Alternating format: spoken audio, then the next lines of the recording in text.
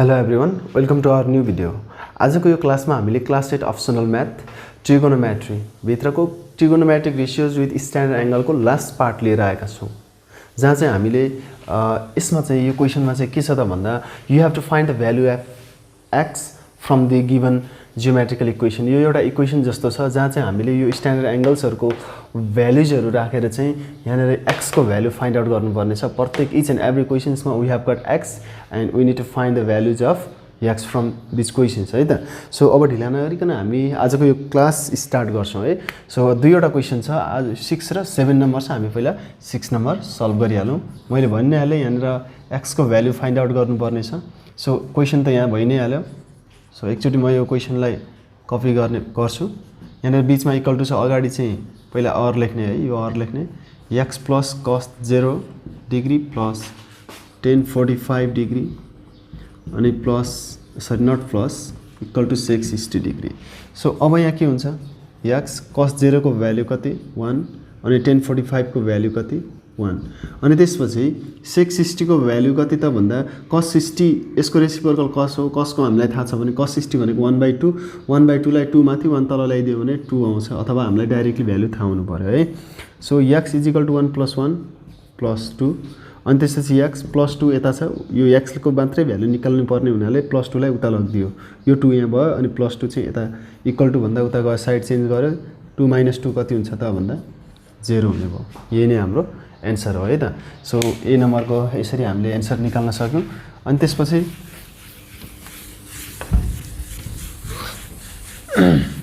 Be number पनि हेरौँ हामी।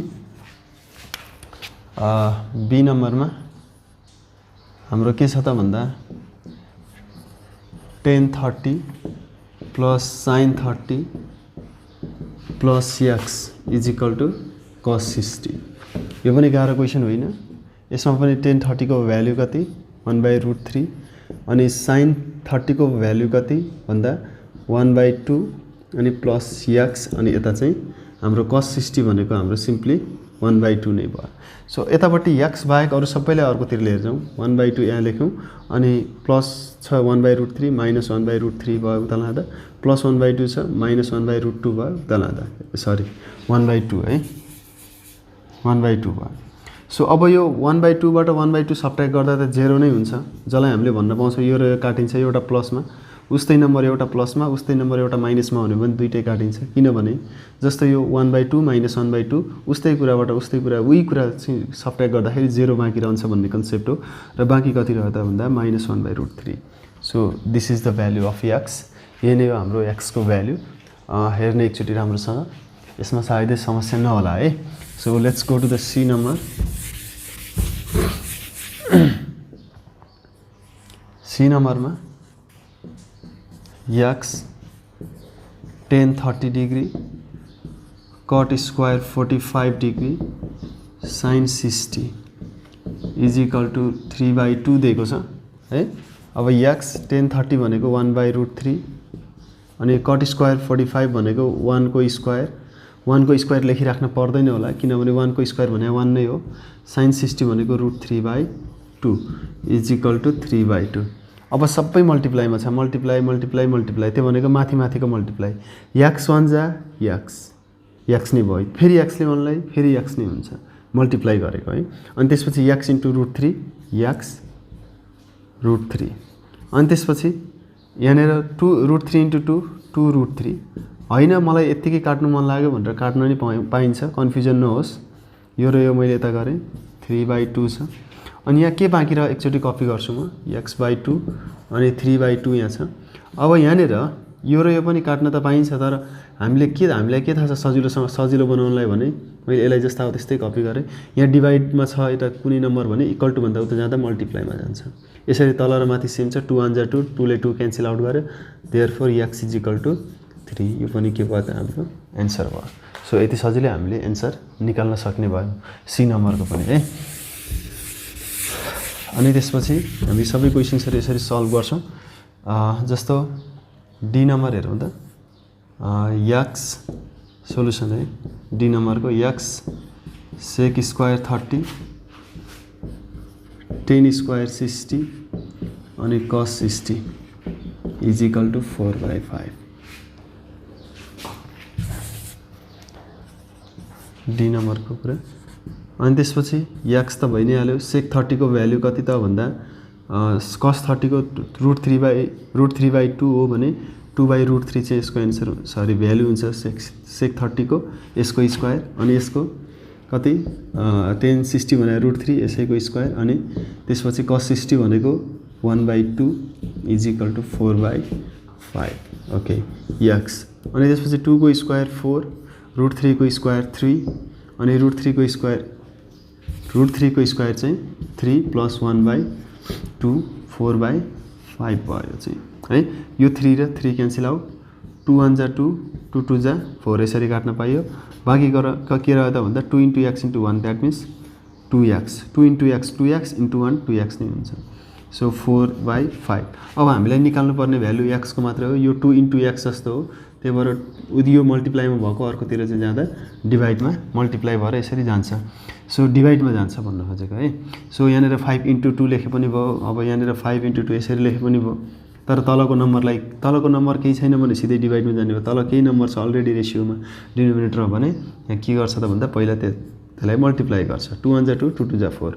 सो देयरफोर कति बाँकी रह्यो त भन्दा माथि 2 तल चाहिँ 5 बाँकी रह्यो। यही नै हाम्रो के हो त एन्सर हो। हेर्ने है कतै मिस्टेक पनि हुनसक्छ।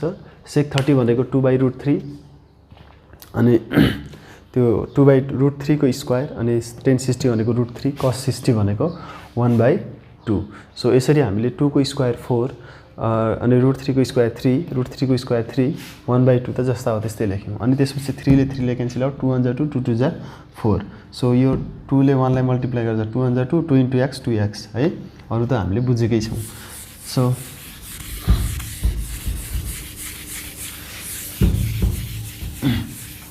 let's go to the next question, that is E number. So E number के छ त भन्दा x sin π/6 plus sin π/4 cos π/2 cos π/2 देख्ने बित्तिकै त्यो त 0 हो भनेर हामीले थाहा पाउनु पर्यो है। sin π/3 पहिला त पाईको भ्यालु राख्नु पर्यो। पहिला हामीले यहाँ पाईको भ्यालुजहरु राख्थ्यौं है। 180 divided by 6 plus sin 180 divided by 4 cos 180 divided by 2 which gives us 90 degree अनि त्यसपछि 180 divided by 3 अनि यहाँ पनि 180 divided by 3। अब हाम्रो यहाँनिर भ्यालुजहरुलाई राख्नको लागि पनि पहिला योलाई क्याल्कुलेसन गरौँ। 6 3 जा 18 दैट मिन्स इट इज 30 अनि यो चाहिँ साइन यो चाहिँ हाम्रो कति भयो त भन्दा 45 डिग्री cos 90 डिग्री अनि त्यसपछि साइन 60 डिग्री है त। अनि यो चाहिँ हाम्रो साइन 30 डिग्री ओ सरी साइन 60 डिग्री पनि साइन 60 डिग्री भयो किनभने 6 3 जा 18 अनि त्यसपछि साइन 30 भनेको 1/2 प्लस 1/√2 यो अनि cos 90 भनेको 0 अनि √3/2 अनि त्यसपछि यो चाहिँ हाम्रो साइन 60 भनेको √3/2 है त। सो यो कम्प्लिट पार्ट चाहिँ यहाँ 0 हुन्छ किन 0 ले मल्टिप्लाई गरेछ 0 इन्टु समथिङ 0 हुन्छ है त। So x into 1/2 is equal to √3/2 भयो।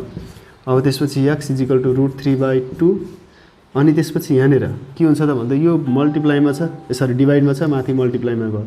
यो डिभाइडमा छ यो माथि छ मल्टिप्लाईमा तल डिभाइडमा आउँछ अथवा सिम्पली माथि 1 छ 1 को अपरेसन नगर्दा पनि हुन्छ। यो चाहिँ हाम्रो 2 चाहिँ उता गएर मल्टिप्लाईमा जान्छ भन्ने कुरा हामीले गर्यौं भने सजिलै बुझि नै हाल्छौं। सो देयरफोर x को भ्यालु चाहिँ कति आयो त भन्दा √3 आयो। सो यसरी हामीले यो क्वेशनलाई सल्भ गर्न सक्यौं।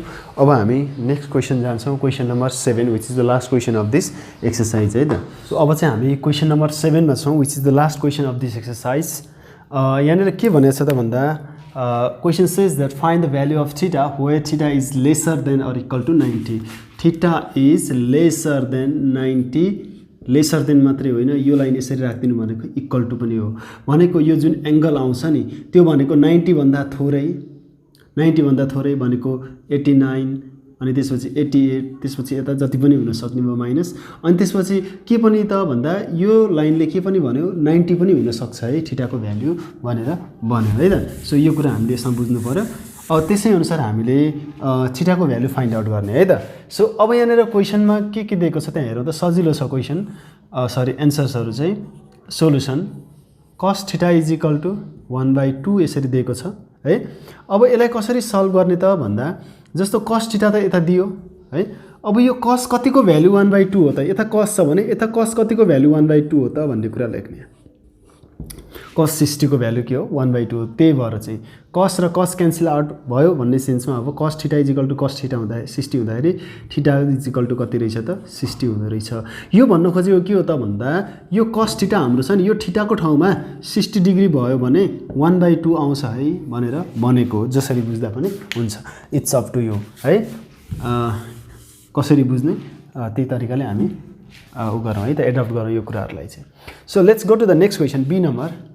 बी नम्बरमा पनि अब यस्तो क्वेसन्सहरू सल्भ गर्दाखेरि ट्रिगोनोमेट्रिक रेसियोजलाई एकातिर र नम्बर बाँकी रहेका नम्बरहरू जति पनि छन् क्वेसनमा भएका तिनीहरूलाई चाहिँ अर्कोतिर लिएर जाने। मैले के भनिरहेको छु, ट्रिगोनोमेट्रिक रेसियोजहरूलाई मात्र एकातिर राख्ने है भनेर भनेको। त्यो भनेको यसमा चाहिँ जस्तो cos थीटा छ नि, cos थीटालाई मात्रै यता राख्ने हो, अरू सबैलाई उता लिएर जाने। त्यो भनेको √3/2 छ, सरी √3 छ, माइनस छ, त्यो उता जाँदा प्लस भयो। अब यो पनि त नम्बर छ एक्स्ट्रा, त्यसलाई पनि अर्कैतिर लिएर जाउँ। त्यो भनेको √3 मल्टिप्लाईमा चाहिँ यता आउँदा डिभाइडमा भयो। सो अब यसमा cos थीटा है, cos theta is equal to √3/2 भनेको कति हो, cos कति हो, cos 30 को value √3/2। Therefore cos cancel out, theta is equal to 30 degree. भोलि पर्सिपछि ठुलो क्लासेसहरूमा काम लाग्छ है यस्तो कुराहरू चाहिँ, म अहिले भनि नै राख्छु यो कुराहरू। सी नम्बर हेरौँ त। अब solution or 2 cosec square theta is equal to 4। Simply अब यहाँ हेरौँ त, cosec square theta is equal to 4/2 मल्टिप्लाईमा चाहिँ यता आउँदा डिभाइडमा, 2 1 जा 2, 2 2 जा 4। सो अब यसमा cosec square theta is equal to 2 हुने भयो। सो अब यो स्क्वायर छ नि, स्क्वायरलाई उता लगिदियो भने केमा चेन्ज हुन्छ थाहा छ, यो चाहिँ हाम्रो √2 मा चेन्ज हुन्छ। स्क्वायर उता जाँदाखेरि चाहिँ यता जे छ नम्बर त्यसमा रुट भइदिन्छ है। अनि त्यसपछि अब हामीलाई थाहा छ cosec थीटा अथवा cosec कति, cosec थीटा छ भने cosec कतिको भ्यालु चाहिँ √2 हो त। त्यसको लागि यो cosec को रेसिप्रोकल साइन छ। अब यसमा चाहिँ √2 कहाँ छ साइनमा भन्दा 45 मा छ। साइन 45 भनेको 1/√2 भनेको cos 45 को भ्यालु चाहिँ जस्ट रेसिप्रोकल हुन्छ। सरी cosec को भ्यालु चाहिँ cosec 45 को भ्यालु चाहिँ जस्ट √2 हुन्छ है। हामीले थाहा पाउनु पर्यो यो कुरा। Therefore theta is equal to 45 degree. This is our answer. So यही नै हाम्रो एन्सर हो।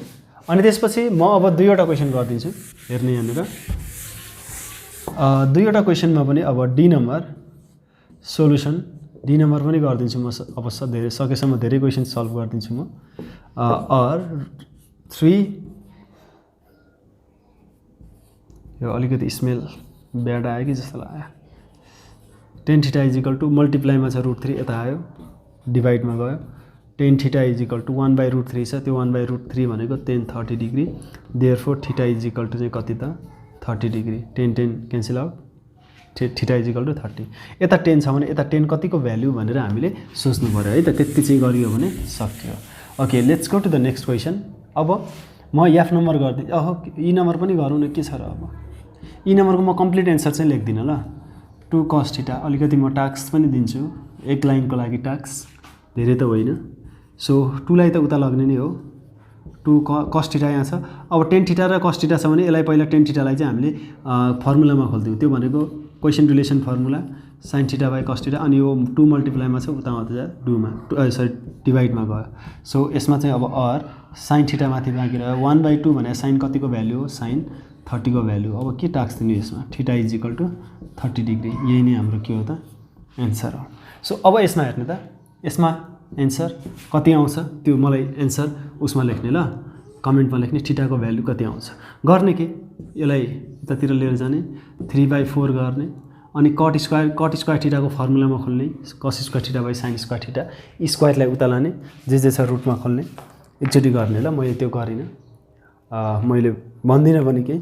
एन्सर चाहिँ कति आयो, मिल्छ मिल्दैन, मलाई आज नै गरियो भने म भोलिको फर्स्ट क्लासमा चाहिँ यसलाई सल्भ गरिदिन्छु। र अब हामी आजको यो एक्सर्साइज इन्ड भइसकेको नै छ। अब हामी नेक्स्ट एक्सर्साइजमा जान्छौँ। नेक्स्ट एक्सर्साइज हाम्रो कम्प्लिमेन्ट्री एङ्गल्स भनेर छ ट्रिगोनोमेट्रीको। र त्यसपछि हामी ट्रिगोनोमेट्रीलाई रोकेर ओके ट्रिगोनोमेट्रीलाई नरोक्ने हाम्रो सिद्धिन्छ नै होला सायदै चाँडै सिद्धिन्छ ट्रिगोनोमेट्री दुईटा मात्र एक्सर्साइज छ कम्प्लिमेन्ट्री एंगल र त्यसपछि हामी अर्को च्याप्टर छ हाइट एन्ड डिस्टेन्स त्यो सकेर चाहिँ ट्रिगोनोमेट्री भित्रको पोर्सन्सहरु हो अनि त्यसपछि हामी अर्को एक्सर्साइजमा अर्को च्याप्टरमा इन्टर गर्नेछौँ र आजको लागि चाहिँ हामी यति नै गर्छौँ फेरि हामी अर्को क्लासमा भेट्ने छौँ त्यतिन्जेलसम्मको लागि म बिदा माग्न चाहन्छु बाइ बाइ